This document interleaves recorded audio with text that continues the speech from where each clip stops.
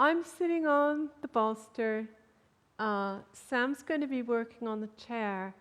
And our starting point in this session is to discern between abdominal breathing and thoraco-diaphragmatic breathing, where we're engaging our core muscles a little bit more strongly.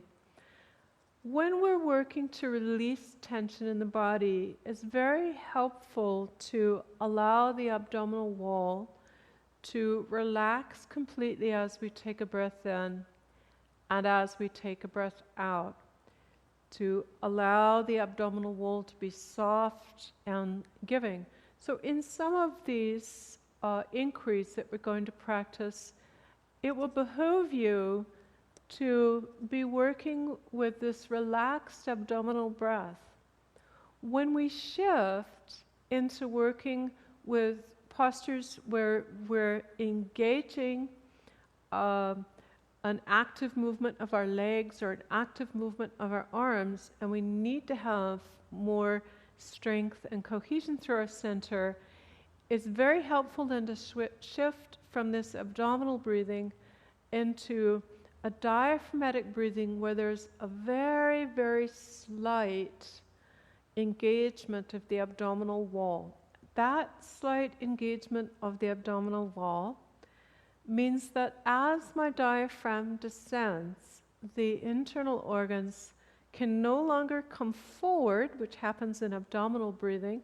They have to move towards the back of the spine and out to the sides, which helps to increase that intra-abdominal pressure, the turgidity inside the trunk, which also will stiffen and help to stabilize the lumbar vertebrae and discs, and that's inferred into the SI joint as well. So to get a sense of the difference, let's begin with 10 WHO breaths, WHO. In a WHO breath, you take a normal breath in through your nose, and then pursing the lips, you make the sound WHO, but you're not actually going to hear the WHO. It'll be more like the sound that you would hear if you put a seashell to your ear. So it will sound like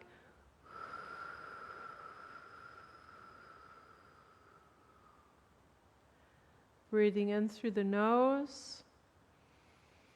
And I'll use my fingers to count as I breathe out through my mouth.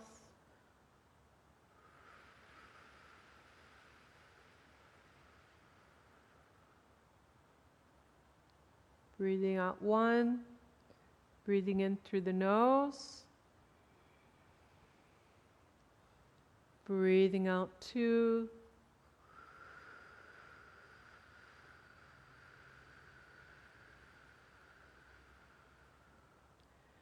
You may even want to close your eyes. As you take the third breath out, start to tune into the sensation in your abdominal wall.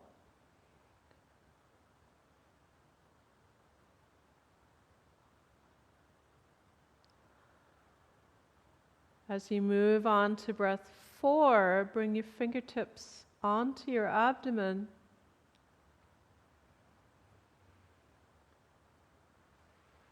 You may even feel the slight engagement of the deeper muscles of the abdomen, the transverse abdominis coming in, like the strings of a corset coming in across the abdomen.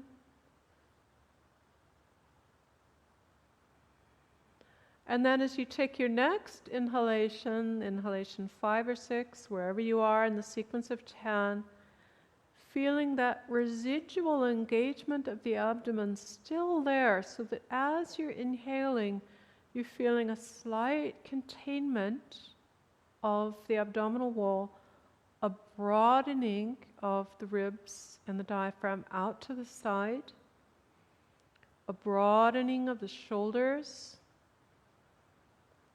and then exhaling, really switching on the whole of the trunk. As you're moving towards breath 8, 9, and 10,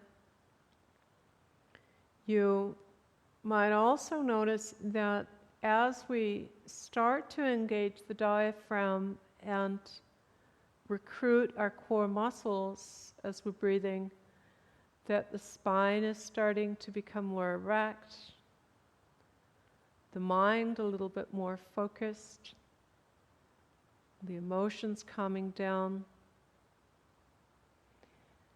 And know that whenever you're going to use your body in a dynamic way, whether you're lifting weight, whether you're extending your arms, whether you're lifting your legs in a core strengthening movement, that this is the kind of breathing that you'll want to engage to support that dynamic activity.